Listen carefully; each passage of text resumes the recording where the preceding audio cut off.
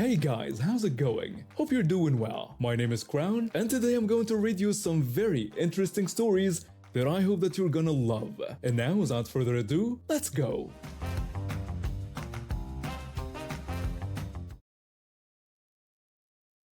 I worked for the IT help desk at our local city council. Nothing fancy, just answering phones and solving computer problems for government employees who couldn't figure out how to turn their monitors on. Pretty straightforward stuff. That Wednesday morning started with chaos. It was around 5:30 a.m. when my mother burst into my bedroom like the house was on fire. My cat nearly jumped through the ceiling and I wasn't far behind. Half asleep and disoriented, I asked her what was happening. My mother told me the police were on the phone asking for me. My heart dropped to my stomach. My brain started cataloging every possibly illegal thing I might have done recently. Had I accidentally downloaded something sketchy? Had someone hacked our network and traced it back to me? Was I being framed? I stumbled downstairs in my pajamas, heart racing, and picked up the phone with a groggy greeting. The officer on the other end started complaining, saying it was always the same with us IT guys, and asking if I didn't know it was market day. Still confused, I said yes. Market day was every Wednesday, as it had been since 1302. The officer got angrier, asking if I was going to joke about the situation. Before I could explain myself, he cut me off, yelling that my car was on the market square and vendors couldn't set up their stalls. He told me to come immediately to move the car. The IT department was next to Market Square, and sometimes department vehicles stayed parked there overnight. But here's the thing. I didn't drive. I always biked to work. I had no idea whose car they were talking about. I said I'd be right there. I asked my dad, who'd been woken up by all the commotion, to drive me to the Market Square. On the way, I explained the situation. Dad found it funny and told me not to do anything stupid. I responded with a mischievous grin, reminding him these were cops we were dealing with. Dad snickered and shook his head. He knew doing something stupid was practically my middle name. When we arrived at the market, vendors were already setting up their stalls. I spotted the car. It belonged to the IT hardware department, not my division. About 15 meters behind it was a police car with flashing lights. I walked to the two officers standing nearby. One launched into an angry lecture about how we IT guys think we run everything, which, to be fair, we did, including their computer systems. When he finally paused for breath, I asked what he wanted me to do. The officer ordered me to move the car. I hesitated and asked if he was sure he wanted me to do that. This was the wrong question. The officer exploded, threatening arrests and jail time. I tried to calm him down, agreeing to do as he wanted, but explaining I needed to go to the office to find the keys. I went upstairs to our department where I found our cleaning/coffee lady already at work. She noticed I was in early and asked if something was wrong. I explained about the hardware department's car being on the market square again. She seemed confused and asked if that wasn't a different department from mine. I said it wasn't my department, but asked if she knew where the keys were. Together we searched and quickly found them. I asked if she'd come back down with me because the police were making me nervous. She agreed. When we returned, the angry officer was fuming at how long I'd taken. He walked toward us as I tried to hand him the keys, which he ignored. He shouted at me to move the car, his voice getting higher with frustration. Our cleaning lady looked at me with confusion and started to point out something, but I stopped her. I shrugged and gave her a roguish smile. She smiled back, shaking her head, understanding my silent message. Just to be sure, I asked one more time if he was telling me I had to move the car. The officer turned red. He pulled out his nightstick and took a step forward. I turned and hurried to the car, loudly saying I was under duress and this wasn't my job, making sure anyone nearby could hear me. I got in the car and fumbled with the keys. After several attempts, I started the engine. The car sputtered forward, stopped, then sputtered again before lurching forward like a rocket. As I zoomed past, I saw our cleaning lady laughing just before I crashed into the police car. I stumbled out of the vehicle, dazed. The two officers stood there white as sheets and confused. I stammered that I didn't know how to drive, explaining that I just answered phones and helped people with computer problems. Yes, they'd called the only person in all the IT departments who didn't have a driver's license, and one who doesn't like being woken up early or being yelled at by police officers. I faced no bad results. The incident was captured on CCTV cameras with audio, which I knew. Our cleaning lady had heard the officer order me to move the car despite my hesitation, and knowing the mayor since I was 12 years old helped my case too. The officer was suspended for 2 weeks without pay and had to pay for the damages to both vehicles from his own pocket. His partner, who had stayed silent throughout, was transferred to another district.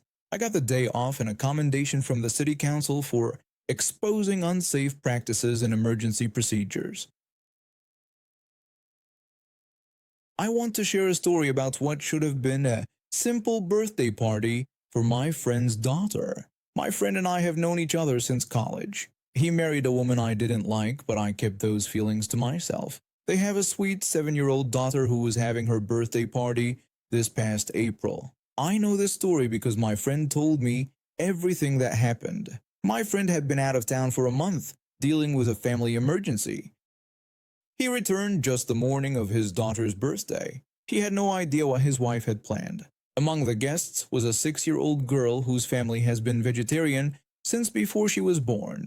This means she had never eaten meat in her life. For those who don't know, when someone has never consumed meat, their body doesn't make the enzymes to digest it properly. If they ever decide to start eating meat, they need to introduce it gradually and usually with medical help. The vegetarian mother had talked with my friend's wife beforehand to make sure there would be food for her daughter.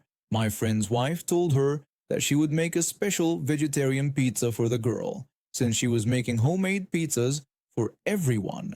When the vegetarian mother and her daughter arrived at the party, my friend's wife pointed to a separate plate of pizza for the little girl. The mother had to leave for work, so she left thinking everything was fine. The party went on and all the kids were eating. The vegetarian girl ate all of her pizza without any issues, though she told my friend's wife that it tasted different. My friend's wife told her it was because she uses a special recipe for the dough, which was actually true. As the party went on, the vegetarian girl started complaining about stomach pain. Then suddenly, she began vomiting and crying for her parents. That's when things got ugly. Instead of showing concern, my friend's wife got angry. She complained about the cost of the meat she had used, revealing what she had done to everyone. The other parents at the party were shocked. They pushed her until she admitted that she had put a lot of meat on the girl's pizza to prove that she was just being difficult. The poor child had eaten quite a bit, and everyone panicked. They called emergency services right away, and the vegetarian girl was taken away in an ambulance while my friend's wife was arrested. The situation was very serious. The vegetarian girl needed to have her stomach pumped and spent several days in the hospital because her body could barely handle even water. Eventually, she was able to go home but had to eat only certain foods until her stomach got better. According to my friend, the vegetarian girl was born with some health issues which might have made her reaction worse. The trial just ended. My friend's wife has to pay a lot of money to the vegetarian girl's family. She's also going to jail for a long time because she showed no regret for what she did. During the trial, she kept saying that the vegetarian girl had done this on purpose and that all children should eat meat. When the judge gave the sentence, my friend's wife got upset. She said everyone was against her for trying to give protein to a girl who needed it because her parents were hurting her with their food choices. My friend has been having a hard time, but the vegetarian mother has talked with him and doesn't blame him. Evidence showed he didn't know what his wife planned to do. He gave all messages he had with his wife during his time away to prove this. Now that the trial is over, he's getting a divorce. With everything that happened, my friend's wife won't get anything in the divorce. Their daughter will still be young when her mother gets out of jail, but she probably won't get custody. At most, she might get supervised visits at a safe place. Their daughter is in therapy and is confused by everything. Her father has explained what happened and told her that the vegetarian girl isn't to blame for how her birthday was ruined. This wasn't the first time my friend's wife had done something like this. She once did the same thing to her brother when he became a vegetarian, but he knew the taste of meat right away and told her about it. The vegetarian girl has now recovered and is still friends with my friend's daughter despite everything that happened. It's one good thing in this troubling situation. I worked at a health insurance company. I started in the call center and I was good at my job. My metrics were always top notch, which is why I recently got promoted to coordinate appointments with doctors and specialists. Better hours, better pay, it was a great move up. But this whole mess started back in October 2022. We had this older co-worker, Karen. She was the textbook definition of entitled. She thought she knew everything, was never wrong, and blamed everyone else for her mistakes. My first run-in with her happened when a doctor's office called about a prior authorization that was incomplete. I checked the system and saw Karen had created it. Since we can't fix authorizations created by other employees, I messaged her through our work chat. I greeted her and told her that a doctor's office was calling about an incomplete prior authorization she had created. Karen's response was rude. She asked why I couldn't help them myself, reminding me we worked in a call center. She even said not to know which doctor I was referring to. I explained that while, yes, this was a call center, I couldn't fix authorizations created by others, and they wanted to speak with her. I made sure to include the patient record number and the doctor's office phone number. Karen refused, saying she wasn't available to talk to them. I acknowledged her response with an okay and went back to the call. I told the doctor's office what Karen had said, including her unavailability. I also forwarded a screenshot of our conversation to my supervisor, noting how her behavior was in our work environment. Fast forward to the beginning of this year. Our quality assurance department was understaffed, and guess who took a position there? Karen. I'd worked in quality assurance before, so I knew the process. They score our calls out of 100. Deducting points for various mistakes, miss health insurance portability and accountability act, HIPAA requirements, that's negative 20, give wrong information, negative 10, forget to mention our survey, negative 5, and so on. In January, I received my first bad score in 3 years, 56%. I was shocked. Our company lets us listen to our calls to verify if quality assurance made a mistake. I listened to mine and I did everything right, completed all required information, provided good service, asked if the patient needed anything else, and gave the closing script. But according to Karen's quality notes, I didn't offer help and didn't complete HIPAA verification. I sent it to my supervisor, who agreed that I'd done everything properly except for one minor thing. When I offered the closing script, the patient asked something, I answered, and disconnected. The whole exchange took maybe 5 seconds. My supervisor spoke with Karen and got my score adjusted to 95%, claiming I just didn't mention the survey. If you've worked in a call center, you know metrics determine everything. Your bonuses, management's bonuses, even your job security. I took screenshots of our conversation and saved them to a file, then sent it to my personal email. Our IT department is known for deleting anything that isn't strictly work-related. 3 days ago, on April 18th, I noticed I'd received several low scores. 85%, 80%, with only one 100%. The 100% came from a different quality auditor. The 85% seemed fishy because I remembered that call clearly. The patient was funny, and I enjoyed our conversation. I listened to the recording and, surprise, I did everything perfectly. But Karen had deducted 10 points for not telling the patient about his copay, and another 5 points for extending the call. What? I messaged my supervisor about it, but got no response. I reached out to a co-worker who told me others were having the same problem with Karen's wrong audits, causing the whole department to miss their monthly goals. Since my supervisor wasn't responding, I messaged Karen directly. I pointed out the wrong audits and asked if she could recheck them, since I had listened to the calls and confirmed everything was done properly. Karen said all audit scores were final and couldn't be appealed. I knew this was a lie from my time working in quality assurance. I reminded her that I had worked in that department for a year and knew scores could be rechecked and reversed. Karen was unmoved. She told me my previous position was irrelevant and suggested if I didn't like the score, I should submit a complaint to her supervisor. I replied with an okay and wished her a good day. knowing her supervisor knew me very well. This is where the compliance kicked in.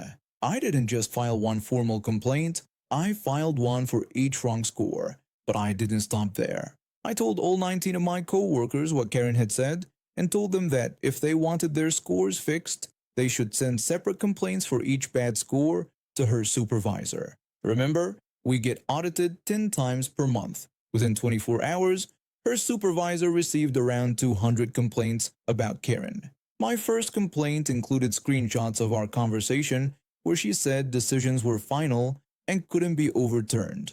Her supervisor messaged me saying they would evaluate all complaints and scores and we'd receive a response. That was Monday, April 17th, 2023. Nothing happened Tuesday. I was out sick Wednesday. Today, April 20th, I got a message from Karen's supervisor. My scores have been reviewed and properly adjusted. My supervisor is under investigation because he should have submitted the complaints to his manager and never did. And best of all, Karen has been fired. Logging into our work chat and seeing Karen's profile with no picture and her name changed to unknown user was the most satisfying feeling. Our team's morale has gone up and I hope we don't have these issues again. I was 19 when all this happened. Fresh out of high school, I needed cash and got a job at a smoothie shop in the mall. Nothing fancy, but it paid the bills while I figured out what I wanted to do with my life. Before starting, I made one thing clear during my interview. I have a peanut allergy. Not the call an ambulance now kind, but bad enough that my skin breaks out in hives on contact. And if I eat it, my throat starts closing up. I need Benadryl fast when that happens. The owners seemed fine with it and told me I wouldn't have to handle anything with peanuts. The job was pretty simple. Make smoothies, clean up, handle the register. We also made protein bowls that had peanut butter, but my co-workers always handled that part. There were 4 of us plus the manager. The owners rarely came in, but they were decent people who checked in sometimes. My manager was a real piece of work. Let's just call him boss. From day one, he acted like he owned the place, even though he was just another employee with a bit more responsibility. He made the high school girls uncomfortable with comments about their uniforms, and I'd catch him taking cash from the register when he thought nobody was looking. Things were okay until one Thursday afternoon. We got busy with customers. Some sports team had just finished practice at the gym next door, and they all wanted smoothies at the same time. I was at the sink washing blenders as fast as I could, so others could keep making drinks. Everyone was rushing to keep up. Boss walked over with a big metal bowl. He told me to clean it right away, because they needed it for the next batch. When I looked inside, I saw peanut butter stuck to the sides. My stomach dropped. I told him I couldn't touch that because of my allergy, which was in my file. Boss rolled his eyes and told me not to be a baby about it.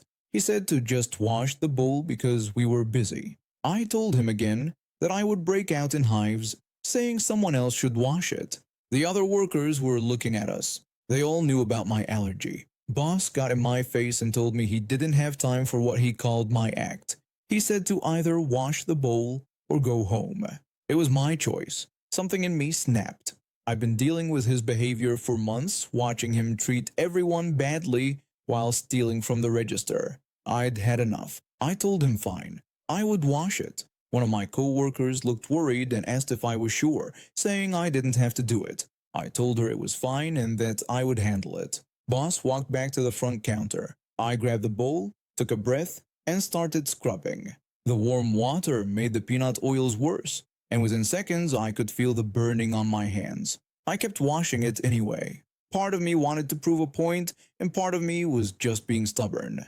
By the time I finished, my hands were already turning red. 5 minutes later, red hives covered both my hands and were going up my wrists toward my elbows. They burned and itched. I took out my phone and took pictures, making sure you could really see how bad it was. Without saying anything to boss, I sent a message in our work group chat that included the owners, asking if someone could cover my shift because I wasn't feeling well. I added the photos of my arms covered in hives. Then I walked out the front door. I didn't take my jacket, didn't clock out, didn't say goodbye. I just left while boss was busy with a customer. By the time I got home, I'd already taken Benadryl and my phone was going off. One of the owners called asking if I needed to go to the hospital. I told them I was fine, just needed to let the medicine work and rest.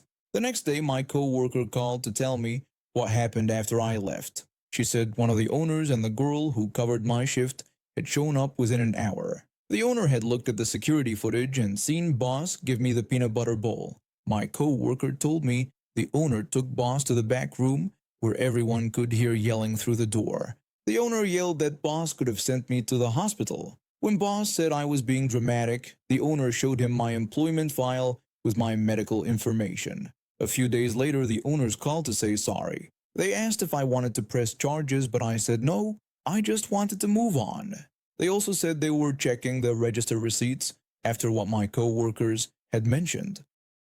The following week, Boss was fired. Not just for the peanut butter thing, but also for stealing and making bad comments to the younger female employees. It all caught up to him. I quit shortly after. Not because I was upset with the owners, they handled everything well once they knew what was happening. I just felt it was time to move on. When I gave my notice, they were understanding.